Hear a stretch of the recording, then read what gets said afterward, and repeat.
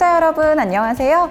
외국인 근로자의 안정적인 양돈 생활 정착을 도와드릴 아나운서 정은지입니다. 이주 근로자 100만 시대에 맞춰 외국인 근로자분들이 근무 중인 한국의 양돈업에 대해서 자세하게 알아보는 시간 가져보겠습니다. 먼저 한국 하면 생각나는 음식은 어떤 것이 있을까요?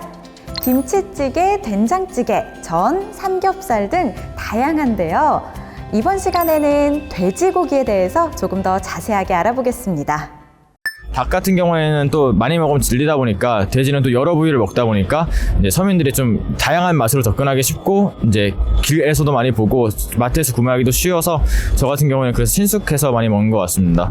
이제 아무래도 싸고 가성비가 좋다는 이미지가 있다 보니까 아무래도 회식이라던가 아니면 이제 친구들끼리 먹을 때 자주 먹는 것 같고요. 제가 이건 개인적인 건데 싼데 고기 중에서도 제일 맛있다고 생각을 해서 아무래도 그런 점이지 않을까 싶습니다. 이처럼 맛도 좋고 일상 속에서 쉽게 접할 수 있는 돼지고기는 철저한 위생검사를 통해 유통이 되고 위생검사에서 부적합 판정을 받은 돼지고기는 시중에 유통이 되지 않기 때문에 안심하고 드실 수 있습니다. 그렇다면 맛있고 건강한 한돈, 과연 어떻게 만들어질까요? 먼저 우리나라 돼지고기의 생산 및 유통 과정은 크게 4가지로 나눌 수 있습니다. 첫 번째, 돼지의 임신과 분만이 있습니다. 돼지의 임신과 분만은 양돈의 시작이라고 할 수 있는데요. 또한 양돈장에 있어 개체수는 수익과 직결되기 때문에 가장 중요한 부분이라고 할 수 있습니다. 두 번째로는 돼지의 성장입니다. 돼지가 올바른 성장을 하기 위해서는 돼지의 성장에 따른 사료 및 영양 관리가 필요합니다. 세 번째로는 방역을 통한 돼지의 관리입니다. 아프리카 돼지열병, 구제역 같이 국내에서도 발생할 수 있는 돼지 질병은 한 번 걸리게 되면 몇십 마리 혹은 농장의 돼지 전체가 폐사할 수 있기 때문에 백신 접종과 방역 수칙을 통해 올바르게 돼지를 관리해야 합니다.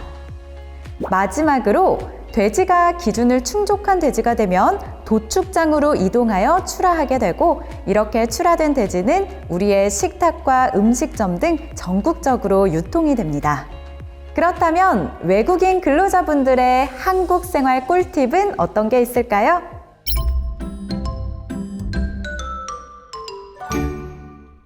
대표적으로 외국인이 어려워하는 부분은 사투리가 있습니다. 사투리는 표준어가 아닌 지방의 언어로 처음 듣는 외국인의 경우 그 뜻을 이해하기가 어렵습니다. 예를 들어 빼다지라는 경상도 사투리가 있습니다. 여러분은 이 단어가 어떤 뜻으로 사용되는지 알고 계신가요? 영상을 보시는 몇몇 분들은 빼다지라는 말이 서랍이라는 뜻으로 사용된다고 알고 계시는 분들도 계시지만 몇몇 분들은 전혀 이해하지 못하시는 분들도 계신데요. 이처럼 사투리는 같은 한국인일지라도 지역 사람들이 아니면 그 뜻을 완벽하게 이해하기 어렵습니다. 때문에 농장주분들은 외국인 근로자분들에게 업무를 지시하거나 같이 일을 할 때에는 가급적 표준어를 사용해야 하고 만약 외국인분들이 이해를 못하거나 알아듣지 못한다고 판단하면 차분히 설명해 주시길 바랍니다.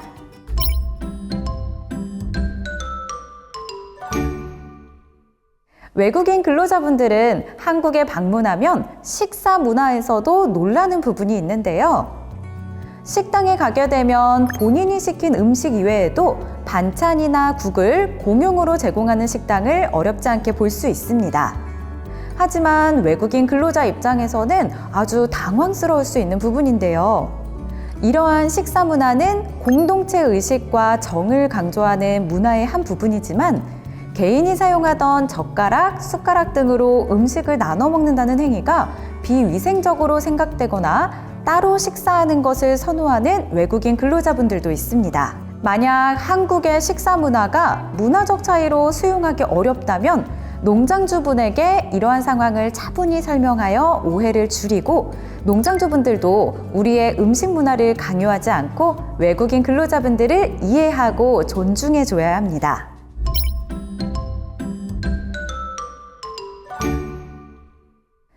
하지만 외국인 분들이 오해하거나 이해하기 어려운 것 중 하나가 바로 지나가는 말 거치레가 있습니다. 지나가는 말 거치레는 단어 그대로 아무런 의미를 두지 않고 사용되는 말인데요. 여기 사람 2명이 지나가고 있습니다. 한 사람이 지나가는 사람에게 인사를 건네는데요. 어디가? 밥 먹었어? 라고 물어보지만 대답을 기다리지 않고 바로 말을 붙입니다. 이러한 말은 정말로 어디를 가는지, 밥을 먹었는지가 궁금하기보다는 본론을 꺼내기 전에 잠깐 대화의 흐름을 만드는 것이라고 생각하면 됩니다. 이처럼 한국은 말 그대로의 이해보다는 상황에 따른 문장 전체의 함축적 이해가 필요합니다. 비슷한 고맥락 문화권의 대표적인 국가는 일본과 중국이 있으며 단어 그대로의 사용이 중점인 저맥락 문화권의 대표적인 국가로는 미국, 영국, 독일, 네덜란드 등이 있습니다.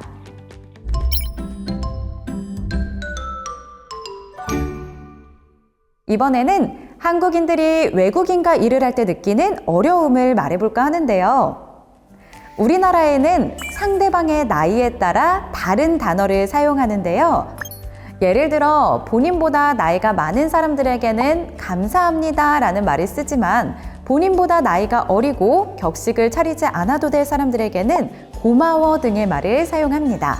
여기서 외국인 근로자분들에게 약간의 팁을 준다면 보통의 존댓말은 문장 끝맺음에 습니다, 해요, 어요 등의 단어를 붙입니다. 고마워는 고마워요, 좋아는 좋아요, 알겠어는 알겠습니다 등의 예시가 있습니다.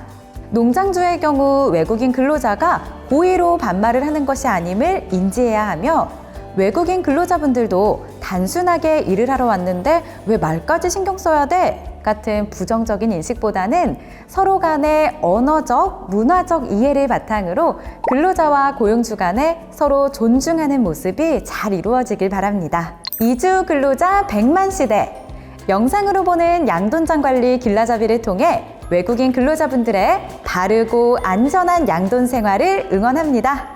다음 시간에는 양승혁 수의사님과 외국인 나우팔 씨를 직접 모시고 본격적으로 영상으로 보는 양돈장 관리 길라잡이를 시작하겠습니다. 그럼 안녕!